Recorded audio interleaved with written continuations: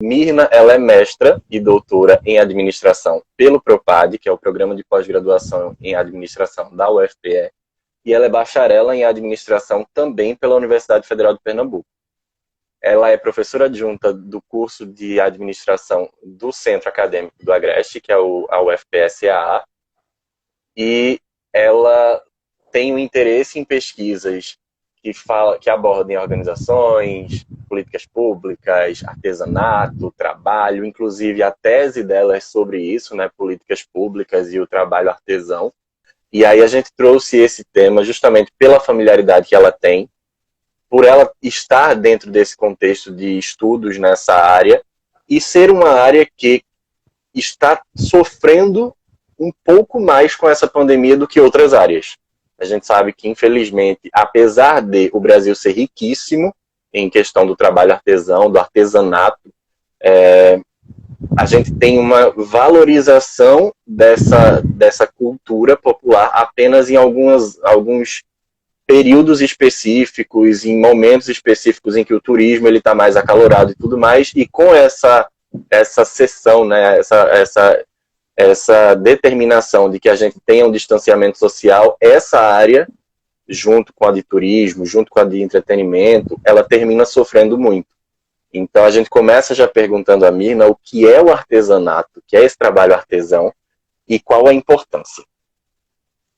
Boa noite, João. É uma honra para mim estar podendo conversar com você, porque, como você disse, você foi meu primeiro monitor, logo quando eu cheguei no CAA, e a sua turma, de maneira geral, é uma turma muito querida, muito especial, tanto é que eu acho que eu ensinei vocês umas 3 vezes. Foi. Né? Então, tem um lugar reservado no meu coração. Como você falou, eu já estudei o artesanato na minha tese, e a gente continuou estudando o artesanato depois no GEA, e a gente está terminando uma pesquisa que fala sobre a gente e o negócio do barro no Alto do Moura. Então, na nossa fala, eu vou abordar as questões de políticas públicas e também, dentro do contexto, eu posso pincelar um pouco sobre aspectos do Alto do Moura. Essa pesquisa que eu estou desenvolvendo no Alto do Moura é uma pesquisa coletiva, porque no GEA a maioria das coisas são coletivas. Então, os professores que estão comigo nesse projeto é o professor Márcio Sá, que é o coordenador do projeto, juntamente com Jéssica Rani, que foi sua colega de sala, a professora Jéssica Rani, e a professora Denise Souza. Além desses professores, nós temos outras alunas que fazem parte do projeto, como Raíza, Shirley, Bárbara e Tati. Como você perguntou, artesanato. É importante perceber que artesanato, ele é uma das tarefas mais antigas da humanidade, porque a partir do momento que o homem percebeu, né, que poderia modelar a pedra, alterar a forma de uma pedra, alterar a forma de uma madeira, mexer com fogo, né, ele começou a criar instrumentos que pudessem ajudá-lo na pesca, na caça, em outras atividades. Então, perceba que, antes da gente estar aqui, o artesanato já fazia parte, é uma característica humana, assim. E o artesanato tem como característica principal a questão de trabalhar com as mãos. Para você fazer algo manualmente. É claro que você pode utilizar algum tipo de ajuste ou tipo de instrumento, mas necessariamente, bem originalmente, o artesanato tem que ter aquele contato manual, certo? Uhum. Então, como a gente também sabe, já teve uma época na vida, que não foi aqui no Brasil, mas na Europa, que tem o apogeu das corporações de ofício, onde o artesanato foi bem evidenciado. E depois a gente vê com a Revolução Industrial, isso vai mudando. Eu não vou fazer aqui um traço histórico total de como aconteceu a questão do artesanato. Mas o que é bom salientar é que o Brasil não viveu esse apogeu do artesanato. Essa história vivida lá na Idade Média, quando o Brasil foi descoberto, esse apogeu já estava meio que em declínio, sabe? Então, o artesanato aqui no Brasil, ele nunca foi tão forte como as corporações de ofício que tinham na Idade Média. E aí, tem outra coisa também. Geralmente, as atividades artesanais, elas estavam muito relacionadas a escravos e índios aqui. Então, as pessoas, quando tinham trabalhos artesanais, a primeira possibilidade de mudar, elas saíam do trabalho artesão. Mesmo na Idade Média, existia uma diferença entre artes manuais e artes livres. Então, as artes livres são aquelas que vinham dos livros. Geralmente, as pessoas que liam eram pessoas com mais ócio também. E as artes manuais, como você tinha que colocar a mão na massa, havia também uma forma de ver pejorativa. Tanto é que os cirurgiões da época não eram vistos como uma atividade nobre, porque eles trabalhavam muito com as mãos, né? E passando desse link entre Idade Média, Brasil, tudo mais, eu já vou chegar no século XX, onde a gente sabe que no Brasil houve um atraso, né? Não foi tão acelerada a industrialização. Mas quando a industrialização chegou, ela acabou prejudicando algumas atividades artesanais. E aí tem um autor que eu usei muito na minha tese, que ele, inclusive, ele era técnico do Ministério do Trabalho, Costa Pereira. E nessa época você encontrava muitos trabalhos sobre artesanato como políticas públicas. E em 1977 foi criado o Programa Nacional de Desenvolvimento do Artesanato. E esse programa foi baseado muito em estudos que já mostravam que a saída do artesanato seria vê-lo como uma forma de decoração ou de souvenir. Então, essas políticas foram criadas mais ou menos nesse contexto, porque, veja, desde a década de 70, que já começa, esse autor ele já começava a perceber que estava havendo um desengajamento do trabalho artesão. Então, não é novo esse desengajamento. O desengajamento já acontece há muito tempo. Agora, o que é que a gente pode fazer, né, para diminuir ou fazer com que as pessoas tenham interesse? Essa é a grande questão que permeia, uma das grandes questões que permeia a nossa pesquisa lá no Alto do Moura.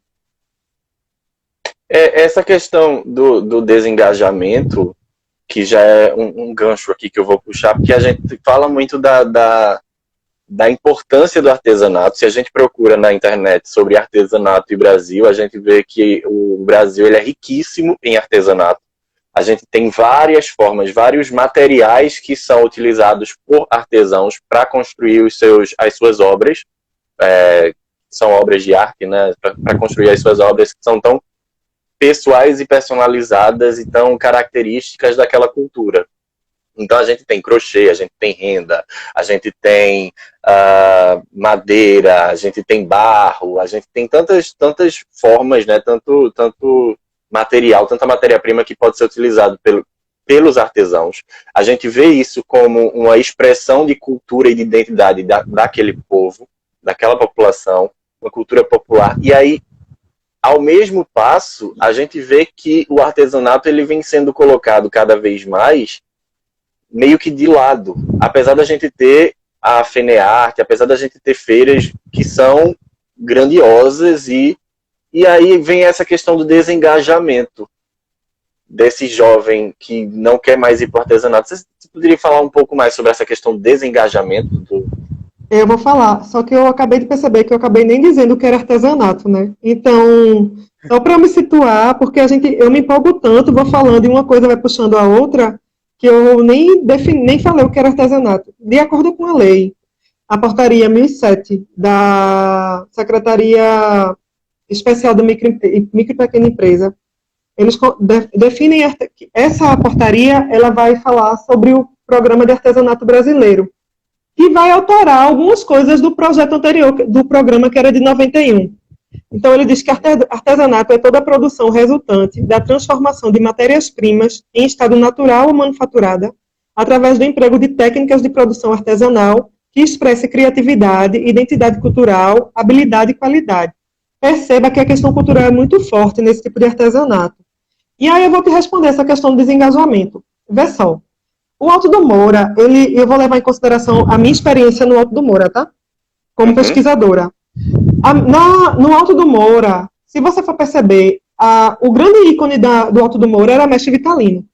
Mas quando o mestre Vitalino era vivo e estava lá no Alto do Moura, era um distrito que ainda era muito característico de uma zona rural, que não tinha, é aproximadamente perto do centro, mas que tem uma vida bem distinta do centro de Caruaru.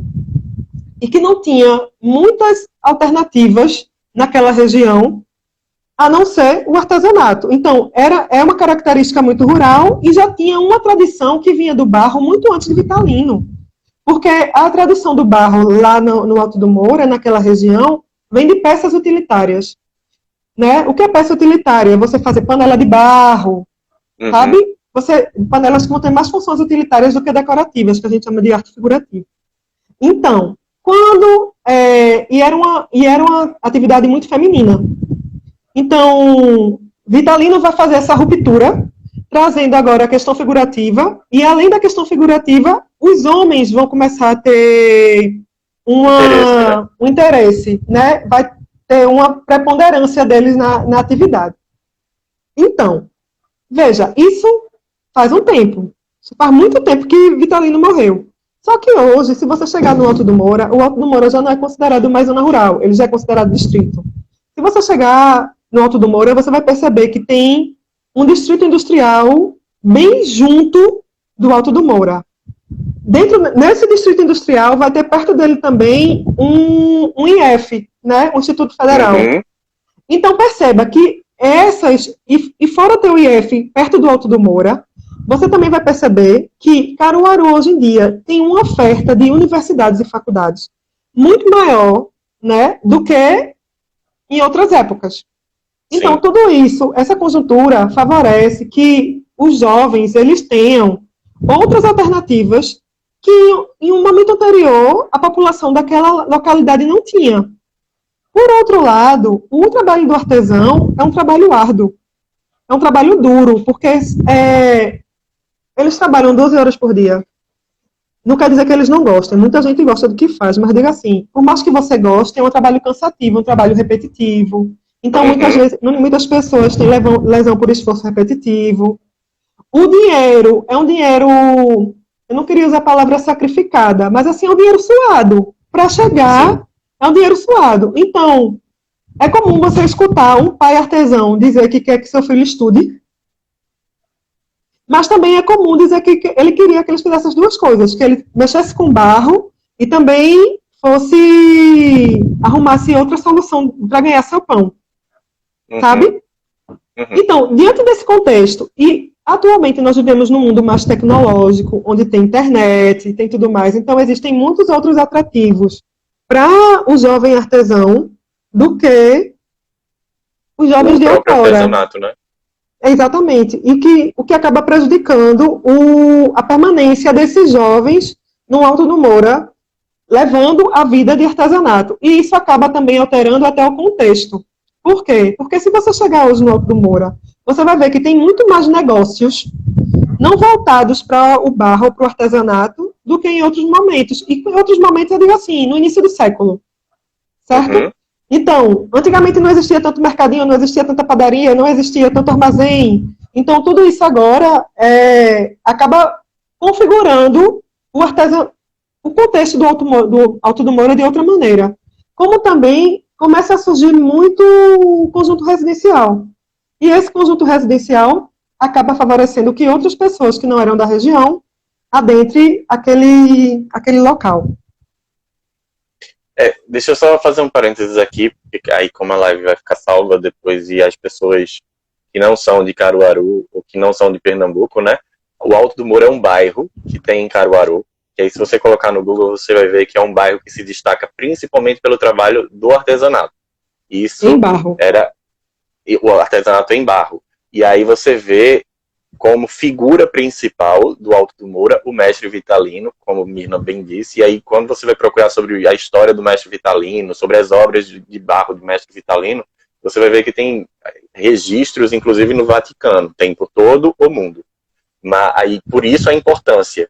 E pelo menos uma vivência minha, eu percebo muito o Alto do Moura movimentado em período de São João.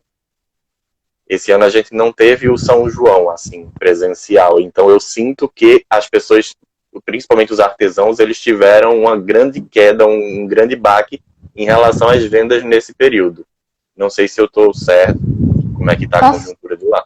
A conjuntura, nesse sentido, lembra que antes do São João tem outra data comemorativa que atrai as pessoas para Alto do Moura, porque tem o... Do Esqueci frio? o nome, meu Deus, não. Fazenda Nova, como é o nome? Paixão de Cristo. A Nova Jerusalém, de Nova Jerusalém. Então, existe também um movimento da Semana Santa, onde as pessoas que vão geralmente para Brejo da Madre de Deus, onde tem o cenário lá, o espetáculo, acaba também transitando por Caruaru e muita gente vai para o Alto do Moura. Então, devido à pandemia, esse ano não houve a Semana Santa, não houve o São João, bem característico, e também não houve a FENEARTE. E é importante salientar que a FENEARTE, para alguns artesãos, é considerado o 13º do artesão. Então, o movimento do artesanato no Alto do Moura foi bastante comercial, foi bastante prejudicado por essa pandemia. Certo? E aí, tem políticas públicas, como é que está acontecendo? Aí você já pode pegar um gancho de antes, né? De como eram as políticas públicas antes e o que é que está acontecendo agora nesse período. Certo, aí vê só, eu vou falar do que tem de política pública rapidinho, no âmbito federal e estadual, e vou falar das ações públicas que acontecem no âmbito municipal, e daí eu vou já falando o que é que cada instância dessa resolveu fazer. Então, vê só, existe uma política pública federal, que a gente já começou a falar, que é o PAB, né, o Programa do Artesanato Brasileiro. O Programa do Artesanato Brasileiro tem 4 eixos, mas o que a gente percebe maior força é a questão comercial. Então, uma coisa que eu esqueci de falar na live lá do GEA é que é o PAB também que fica responsável por fazer a base conceitual. Então, é ele que define o que é artesanato, quais são os tipos de artesanato, né, o que é uma renda, o que é uma cerâmica, tudo isso. Ele define também o que é o artesão? Define o que é artesão. Porque também tem aquele problema, né, do artesão, pessoa física, pessoa jurídica. Então, e tem ainda por cima a lei do artesão, que foi sancionada em 2015, que ela caracteriza artesão como pessoa física. Um artesão não é pessoa jurídica, né? Agora, assim, eles abrem uma exceção para, assim, o artesão pode ser feito por uma associação, mas a associação é composta por artesãos, pessoas físicas. São essas pessoas físicas que fazem o trabalho. E também caracteriza o próprio artesanato, que não pode ser uma atividade industrial e não pode ser uma atividade preponderante com atividades de máquina. Você pode até auxiliar, ter auxílios de equipamentos, de alguma máquina, mas a maestria do trabalho tem que ser do artesão. Certo? Ok. Então, situando nisso, as principais ações do PAB, e aí você vai perceber o seguinte, o PAB, embora seja uma política pública, ele é administrado, ele é coordenado pelos estados. Então, ele diz que tem a política, mas cada estado atua com o PAB. Então, no âmbito nacional existe o SICAB, que é o Sistema de Informação e Cadastro do Artesão Brasileiro. Com esse SICAB, as políticas públicas de artesanato só englobam as pessoas que fazem parte do SICAB. Quem não está no SICAB não é favorecido por essas políticas públicas, certo? Então, tem o SICAB que vai fornecer a carteirinha do artesão. Com essa carteirinha do artesão, a maioria dos estados tem algum tipo de isenção de circulação de mercadoria. Então, isso acaba sendo uma isenção tributária para o artesão. Tem também o acesso a feiras, que eles não precisam pagar para entrar nessas feiras com essa carteirinha. O PAB, ele também favorece muito a criação de feiras, como a FENEARTE. A FENEARTE tem o auxílio do PAB, então é uma forma desses artesãos também escoarem a sua produção. E, além dos artesãos... Você quer falar? Não, uma dúvida rápida. Esse SICAB, que é esse Sistema de Informação de Cadastro lá dos artesãos. Ele é fácil dos artesãos conseguirem se cadastrarem, porque tem muitos benefícios. Tá. Mas ele tem que provar, se ele é artesão, ele tem que provar, porque a carteirinha para você fazer a carteirinha do SICAB, você tem que levar uma peça e tem que fazer uma peça na hora para uma pessoa do PAB. Então, você leva suas peças, leva lá seu material de trabalho, e aquela pessoa vai ver você fazendo a peça. Para provar que é sua Para provar mesmo. que você é artesão. Então, não tem muita dificuldade. Se você é artesão, não tem muita dificuldade em você mostrar como é que você faz a sua peça. Sim. Então, tem o apoio a feiras e eventos, tem a questão da carteirinha do artesão, e tem também a questão das próprias feiras. Tá. Feiras, se cabe, a carteirinha da base conceitual de artesanato, que ele cria a portaria definindo definindo cada coisa. Se você for hoje no site do PAB, que é portaldoartesanato.gov.br, você vai ver que tem duas ações emergenciais. Uma se chama Mercado Azul, que é feita pelo Sebrae, que é tipo uma plataforma online para que os artesãos cadastrem suas peças e aí seja um elo, uma ponte para quem quer comprar artesanato. Como se fosse um marketplace. Isso. Você oferece ali os trabalhos dos artesãos. Isso. E o artesão se cadastra e pode oferecer suas peças. A outra alternativa que eu vi da política pública federal foi o CRED Artesanato. E o CRED Artesanato é justamente os artesãos poderem fazer financiamentos. Tá tudo bem aí? Tá, eu tô pesquisando aqui, mas eu tô... Então, existe muita crítica sobre essa questão do financiamento, porque, por exemplo, Isabel no dia, ela apontou o seguinte, agora que os artesãos estão sem conseguir recursos e também sem para onde escoar, não é questão de recursos, é como escoar a produção, porque tem pouca gente vai querer comprar artesanato no momento que está todo mundo com a economia represada. Né? Mas assim, agora tem o CRED Artesanato e tem o Mercado Azul. Essas são as ações que eu vejo no âmbito federal. No âmbito estadual, existe o Programa de Artesanato de Pernambuco, que é o PAP. O PAP também é uma lei, e nessa lei ele diz muitas coisas a respeito. É bem estruturadinha o Programa de Artesanato de Pernambuco. Inclusive fala de um fórum de artesãos, que antigamente acontecia, e esse fórum era representativo por região. Então, as pessoas de várias regiões de Pernambuco faziam parte desse fórum para poder debater as políticas de artesanato. Mas, hoje em dia, o que se percebe em relação às políticas de artesanato é muito voltado para a questão também da comercialização, e que é importante a comercialização. Eu não estou dizendo que a comercialização não é importante, tá? E aí, o primeiro braço é a FENEARTE, que estaria acontecendo agora, acabaria provavelmente domingo, e é muito importante para o artesão como fonte de renda. A outra é o Centro de Artesanato de Pernambuco, que tem em Bezerros, Olinda e no Marco Zero, que vende e comercializa as peças do artesão. E tem as unidades móveis, que são caminhões itinerantes que também comercializam essas peças. Essas peças. Agora, nessa época de pandemia, a DEDIPE e o Centro de Artesanato de Pernambuco fizeram 3 ações. Né? Porque a DEDIPE é quem gerencia o Centro de Artesanato. Tem uma campanha chamada Abraço Artesão, onde o Centro de Artesanato disponibiliza na sua rede social peças dos artesãos, divulga os artesãos, e aí você entra em contato direto com o artesão. Ele não faz a intermediação, ele apenas divulga. Aí você procura o artesão e fecha com o artesão. A outra campanha é o artesanato solidário, que no artesanato solidário... Peraí, vou falar do Vale Artesanato, porque me deu um branco. O Vale Artesanato é tipo um voucher, onde você faz um vale presente, compra um valor e depois vai gastar no centro de artesanato. E o artesanato solidário, me lembrei, foi que na época, quando iniciou esse isolamento social, o CAP comprou todas as peças dos artesãos que estavam no CAP, para poder ajudar financeiramente essas pessoas. Então, essas são as 3 principais ações que eu vejo de política pública estadual.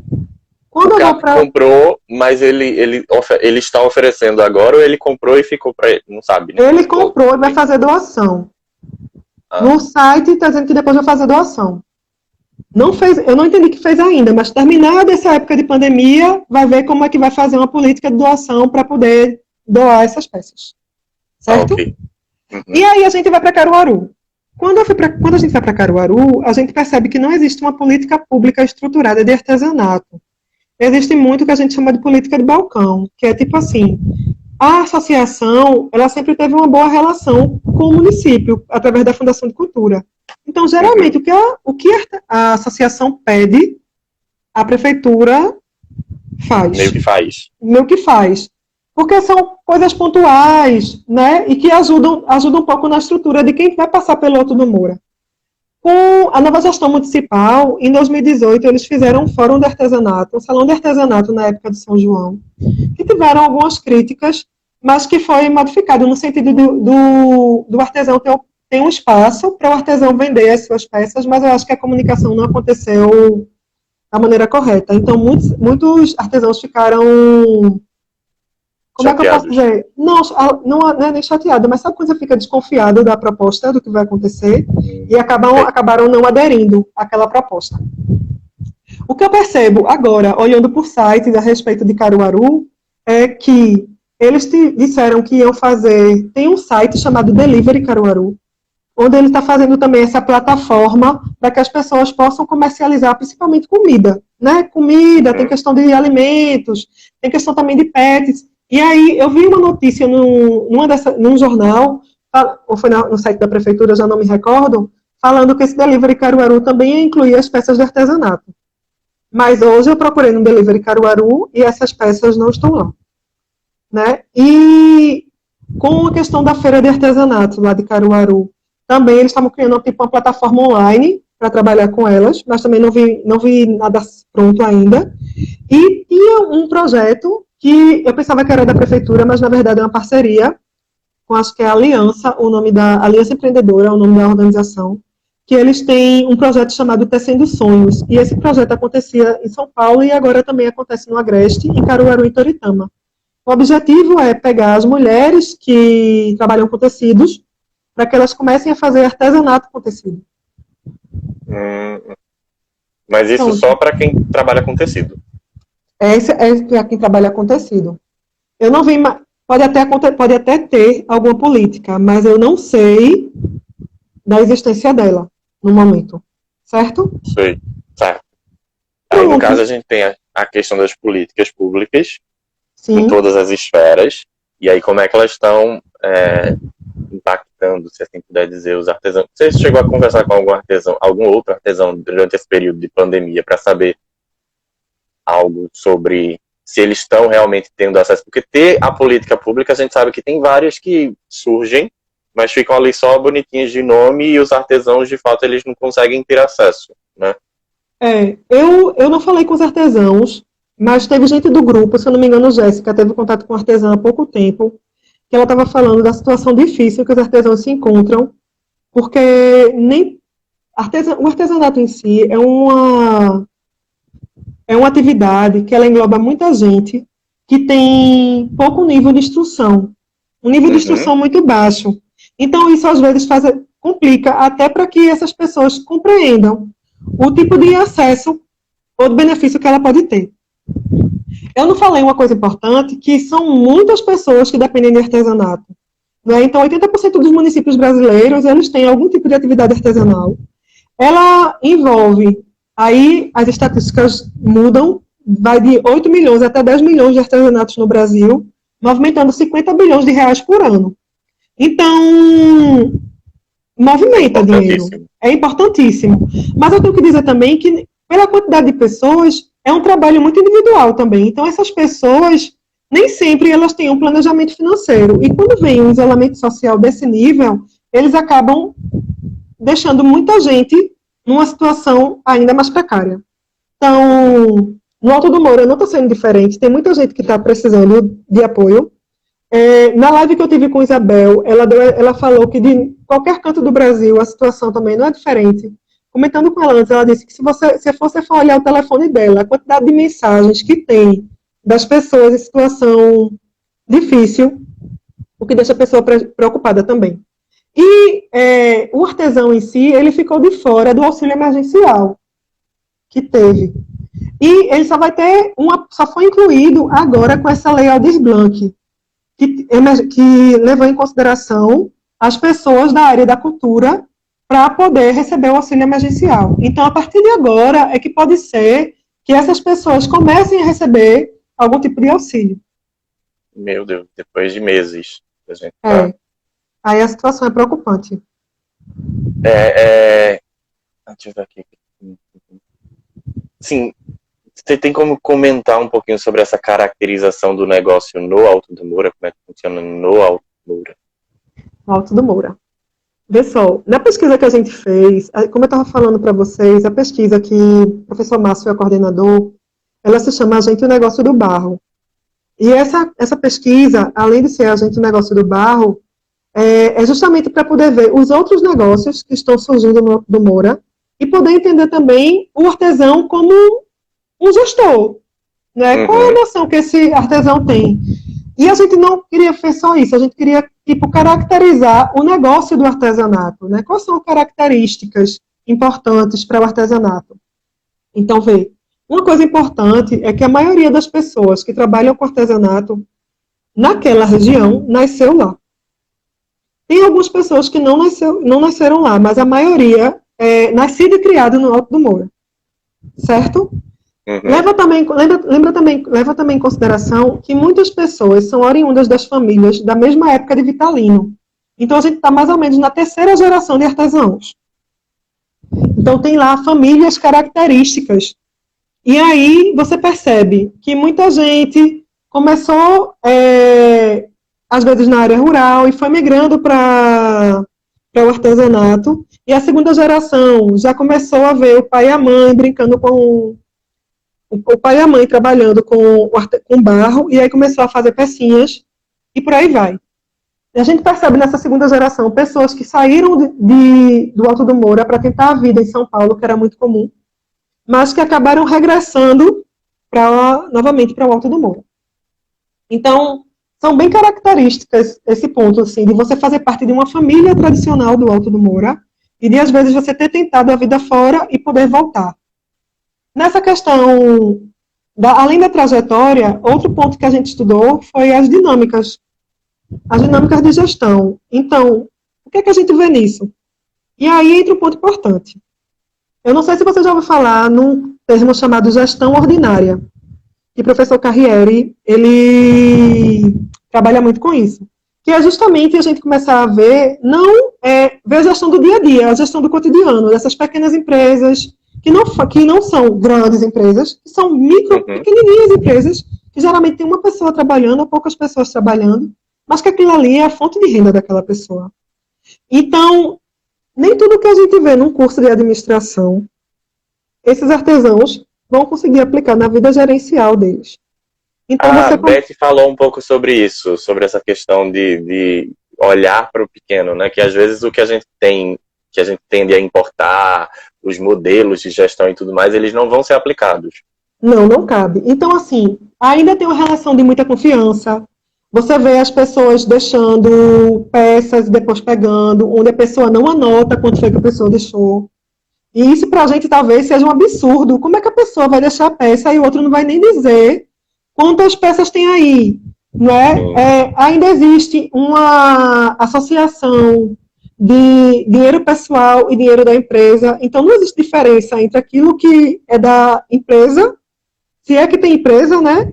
E o dinheiro pessoal, porque também é muito da questão do trabalho informal. A informalidade é muito forte também no Alto do Moura. Então, tem essa questão, tem a questão da produção das peças artesanais, e aí a gente percebe dois tipos principais de produção. Tem as famosas bonecas, que a gente vê e são mais novas, e as bonecas, elas têm uma produção em série. Ou seja, geralmente já vem uma peça do oleiro, que essa peça é o corpo da boneca, e aí o artesão, ele vai colocar a cabeça, fazer os detalhes do cabelo, colocar os braços, fazer outras partes. Caracterizar, né? Caracterizar aquela boneca, mas perceba que diferente do trabalho tradicional, do artesanato tradicional, que é aquele de Vitalino, que ele tem, que até o próprio conceito de artesanato, que é você fazer a peça do início até o fim, isso já começa a ser modificado, né? Então, tem as peças tradicionais, que são as peças muito características da época de Vitalino, que falam do contexto daquela época, então ainda é um contexto rural, né? Tem também a questão dos trios nordestinos, de sanfona e tudo mais. Triângulo, Triângulo, cantor, exatamente. Esses são dois tipos zabumba. principais, e que isso acaba tendo diferença na forma de produzir. Só que também, e aí às vezes existe um dilema entre fazer esse tipo de peça tradicional ou tipo de peça de produção em série.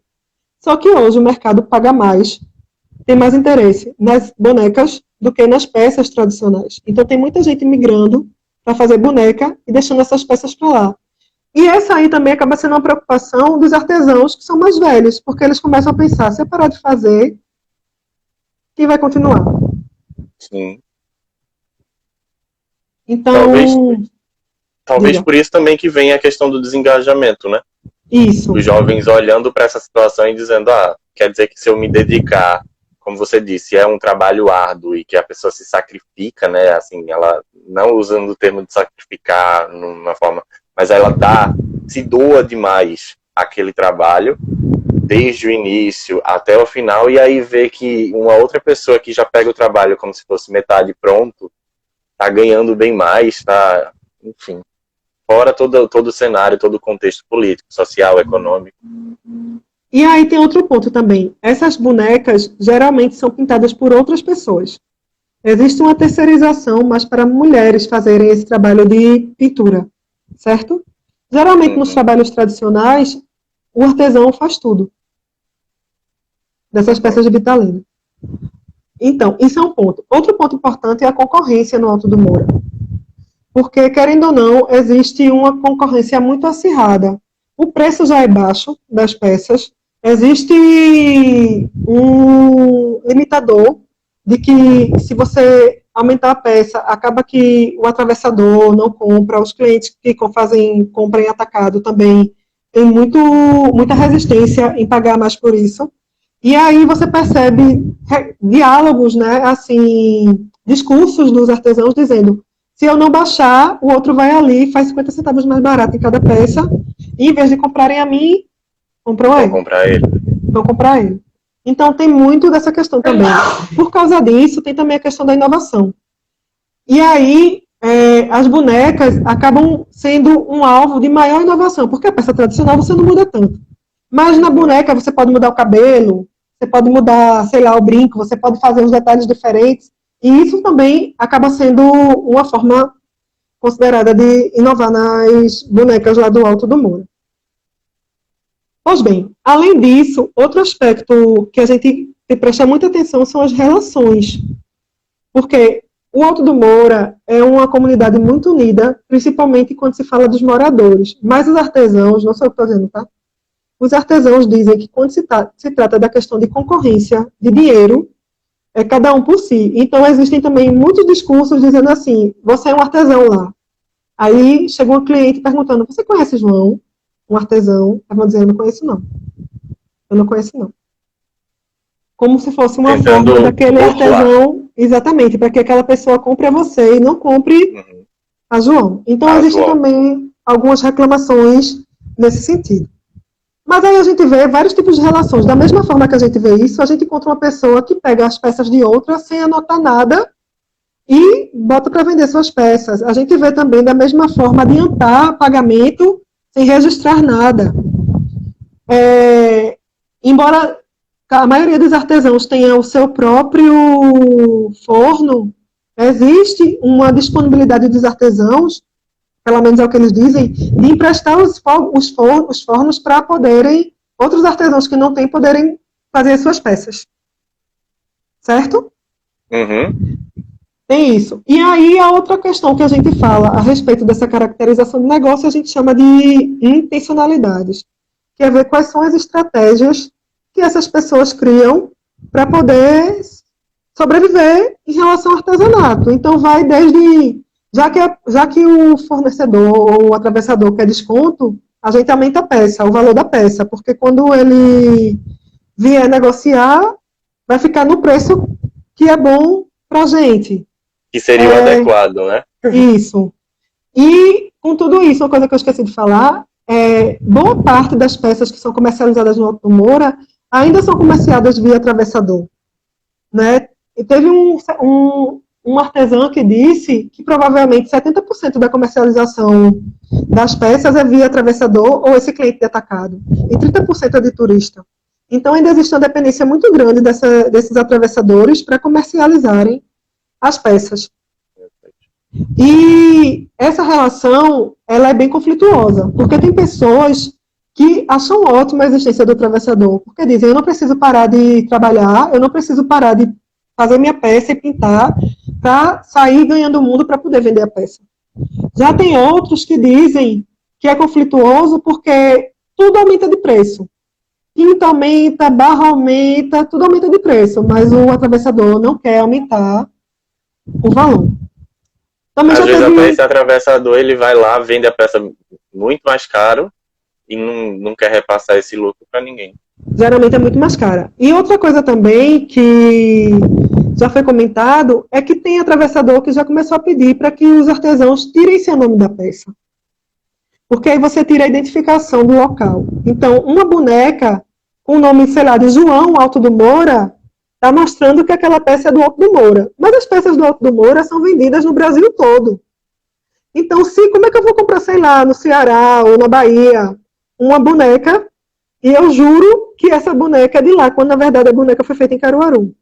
E isso foi até interessante, porque teve, eu olhando os relatos das atas da ABEMAN, a ABEMAN é a Associação dos Artesãos e Moradores, né, lá do Alto do Moura, tem um trecho do padre de lá, dizendo que foi, eu não sei se foi Maceió na Bahia, agora eu estou em dúvida, tá? Mas que tinha uma peça de Galdino, e a peça de Galdino, elas são bem diferentes. Ela não tem nada a ver com as peças tradicionais, porque Galdino usa muito imaginário, sabe, para fazer as peças, então são bem distintas. E eu não lembro agora, como eu disse, se foi em Maceió ou se foi em Salvador que aconteceu isso, e a pessoa estava vendendo a peça como se fosse daquela região. E não tinha como. Se você procurar na internet as peças de Galdino, você vai ver que as peças de Galdino, elas são bem diferentes das peças de Vitalino, sabe? Uhum. Pronto, então, essas são características que a gente começa a ver lá. Outro ponto que a gente começou a estudar também foi o trabalhador por conta própria, né? Porque a maioria desses artesãos são trabalhadores por conta própria, ou seja, eles são empresários e empregados de si mesmo. Né? Então fica sempre aquele dilema de quanto parar para produzir, de quando parar para descansar. Geralmente a rotina dessas pessoas são mais de 12 horas de trabalho, também trabalham fim de semana, ou descansam apenas um dia na semana. Tem situações também de lesão por esforço repetitivo. E aí tem outra política pública que é o MEI, que é o microempreendedor individual. E essas pessoas têm muita ressalva em relação ao MEI. Se você perguntar sobre o MEI, quando a gente pergunta nas pesquisas sobre você adere ao MEI, muitos deles dizem que não vê benefícios com o MEI. Então, muitos não participam, porque, na verdade, para os artesãos, veja, para a comercialização, com a carteira do artesão, ele consegue comercializar. E com o MEI, é mais uma questão de política pública e de previdência social também. Além de você... Tá tudo bem aí? Tá me escutando? João? Tá me escutando? Deu uma travadinha, eu fiquei, meu Deus, será que ele tá me escutando? Não, tá tudo certo. Então, só voltando à questão do MEI. É uma política de fazer com que, já que a informalidade é muito grande, seria uma forma de formalizar essas pessoas que estão desempregadas ou que trabalham por conta própria. Então, você tem o CNPJ e com esse CNPJ você consegue comercializar, trabalhar, fazer outras parcerias. Nesse sentido, existe uma resistência muito grande ao MEI. Se você perceber, chegar lá no Alto do Moura e perguntar, e não é só no Alto do Moura, porque isso eu lembro que num congresso nacional que eu fui de artesãos, eu escutei relatos desse tipo também.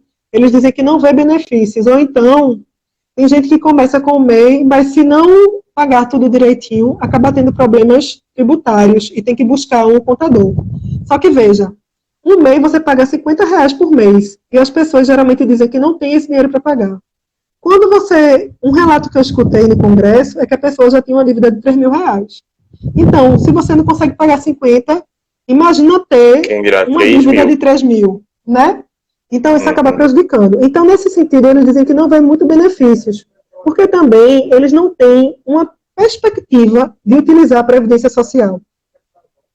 Não é uma coisa que eles têm na vida do artesão, essa questão de pagar Previdência, né, de pagar lá a sua aposentadoria, são poucos. Então, eles não veem isso como uma possibilidade de pagar esse dinheiro do MEI, esse valor do MEI, para poder garantir ou ter algum tipo de seguro, né, a respeito de ter um acidente de trabalho, de ter uma licença maternidade ou da própria aposentadoria. Como a carteira do artesão faz com que eles possam ter esse tipo de isenção tributária, para eles já está de grande medida. Valia. Valia. Eu estava aqui pensando, a gente está se encaminhando para o final da live. Eu não estou vendo nada de tempo aqui. Eu estou acompanhando aqui. Mas a gente tá chegando já próximo do que seria o final da live. E aí eu estava dando uma geral aqui do que a gente conversou sobre esse trabalho artesão. Que eu acho importantíssimo da gente conhecer e se aprofundar mais nisso. Porque, por exemplo, esse seu levantamento de peças tiram o nome para descaracterizar de onde ela seja e poder vender como se fosse daquela região. Isso eu nunca tentei para isso. Eu adoro trazer peças de artesanato de onde eu vou, e aí vai que eu tô comprando um negócio, sei lá, em Fortaleza e o negócio é daqui do Alto do Moura. Mas, bem provável. E se for boneca, existe uma grande chance. Eu tava pensando, a minha irmã fez o quarto da minha sobrinha com bonecas de pano, e ela tava comprando bonecas de pano de Garanhuns, eu acho. Meu Deus, eu agora pensando, essas bonecas de pano vieram dali do lado. Em relação a esse trabalho artesão, outra coisa que eu fiquei pensando também é sobre a questão do preço. A gente chama para uma conversa agora da desvalorização da cultura local, porque, como você fala, o artesão, ele que se esforça tanto, ele tende a baixar o preço da peça para que as pessoas possam comprar sem reclamar. E é engraçado como as pessoas... Engraçado assim, no termo, mas é incômodo até como as pessoas, como brasileiro, ele tende a desvalorizar o trabalho alheio, sabe? Eles desvalorizam o trabalho dessa pessoa, ou que seja daqui do Brasil, de turismo e etc. E quando vai lá fora, eles pagam fortunas para ter acesso a determinadas peças ou a determinado turismo. Então, talvez por isso também que esses jovens estejam tendo esse desengajamento. Eles não veem a cultura sendo tão valorizada. A gente pechinchar pelo preço de um artesão, sabendo que teve tanto esforço manual ali, não foi nada industrializado, e foi desde o começo até o final, como na maioria, né? E eu fiquei pensando na questão da educação financeira, da importância que é a educação financeira, mais uma vez. Parece ser repetitivo, mas em quase todas as lives a gente vê que nesse momento de pandemia, principalmente, a gente está dando uma atenção maior a essa questão financeira. Tem muita gente sofrendo muito e que tende a sofrer um pouco mais, tendo em vista a conjuntura, né, política e econômica que está se aproximando, e o quanto essa educação financeira é fundamental. E eu pensando também aqui em relação ao marketing, talvez os artesãos, eles ficam tão reféns dos atravessadores e de plataformas, porque eles também não tiveram tanto acesso à educação, seja a educação financeira, seja a educação para negócios, o marketing, sabe? De conseguir fazer esse elo, eles mesmos serem os próprios donos daquelas peças, porque apesar de eles serem os donos, eles construírem aquelas peças, eles ficam muito à mercê das outras pessoas para fazerem isso, infelizmente. Aí, assim, é claro que quando a gente fala isso, tem gente que tem uma boa vida vivendo de artesanato, sabe? Tem gente que fica muito feliz por ter sua própria casa, por ter seu carrinho, sabe? Por poder se manter do artesanato. Mas isso, não só, a gente vê mais, são poucas as histórias de sucesso com essa estabilidade financeira. Ou mesmo quem tem... Derrubei aqui o celular. quem tem o que eu quero dizer é que nem sempre todo mundo está nessa mesma situação. Então, tem Sim. pessoas que estão numa vida mais Confortável. mais precária. Ah, E aí eu fico sim. pensando, quando eu acho que, de maneira geral, o brasileiro já não tem educação financeira. Né? Não preciso nem falar da classe do artesanato, mas assim, a gente não, pelo menos, minha família, eu tô falando assim, eu até tento ter uma educação financeira, mas é algo também que eu tive mais que procurar meus meios de ter uma educação financeira do que a cultura do brasileiro de maneira geral. Porque, de maneira geral, também é uma cultura de como é que eu sobrevivo hoje. E se você não sabe como sobreviver hoje, como é que você está pensando em poupar amanhã? E eu acho que isso é até um dos critérios para as pessoas não quererem investir no meio. Porque eu não sei, se estou vivo amanhã, como é que eu vou investir num negócio que é para daqui a 30 anos para cuidar da minha aposentadoria? Entendeu? Exato. E, por outro lado, também, querendo ou não, a gente acaba impondo uma forma de gestão que a gente acha que é a correta para as pessoas que, na verdade, só querem sobreviver. Ninguém quer fazer uma mega corporação empresarial, sabe? Não é para ser uma multinacional do artesanato, não. As pessoas só querem sobreviver. E, às vezes, elas são colocadas em regras que não fazem muito sentido para ela. Não fazem muito sentido para ela. E, por exemplo, só voltando para a questão do crédito artesanato. O crédito artesanato, pelo que eu li da resolução, da portaria, não sei, da lei, ela é voltada para quem é MEI. Então, se o artesão é pessoa física e não é MEI, ele não tem acesso. E essa é uma forma que eu acredito que as instâncias governamentais fizeram para pressionar o artesão a se tornar MEI. E eu já vi vários depoimentos assim, tipo, eles não estão preocupados com o artesão, eles estão preocupados com o empresário. Não é? Eu já vi também, por exemplo, benefícios que eram dados para a associação como um todo para levar para aqueles artesãos, e agora só benefícios que só quem poderia ter quem tivesse MEI. E lá no Alto do Moura, pelo menos era, a quantidade de pessoas que tinha acesso ao MEI era muito pequena. Enfim, são várias questões, infelizmente. Como o tempo já está corrido e realmente a qualquer momento a live ela pode apitar aí 30 segundos para acabar, tá. Vou pedir para que você no final salve, nem que seja no IGTV, e quando eu pegar aí você apaga. Não tem problema em deixar no IGTV, não. O problema é só eu saber fazer isso. Mas no final vai abrir aí uma caixinha aqui embaixo e aí você salva no IGTV, por favor. Okay. Quero agradecer enormemente. Foi uma noite riquíssima, aprendi muita coisa. Tem muita coisa além do que a sua tese trazia e além do que aquele discurso da Géia, você trouxe mais coisa aqui para realmente dar essa oxigenada no cérebro, como Bianca está colocando aqui, que debate tão rico.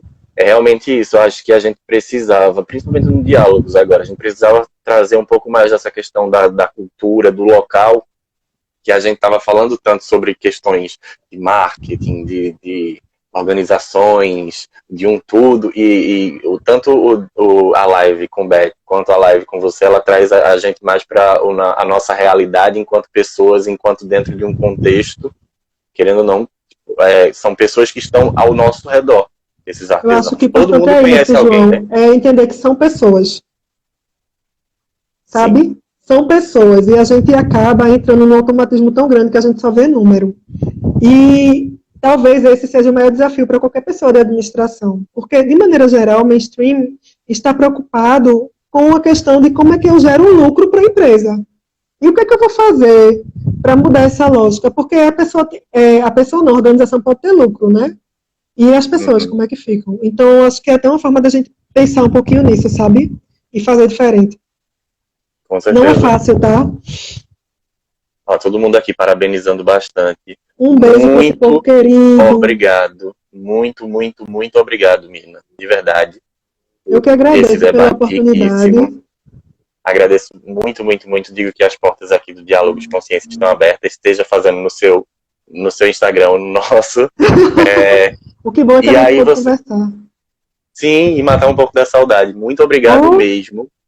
Foi uma live riquíssima, como todo mundo está falando aqui. Foi realmente esclarecedor e a gente precisava mesmo desse sacode para a gente tomar um tino na vida, né?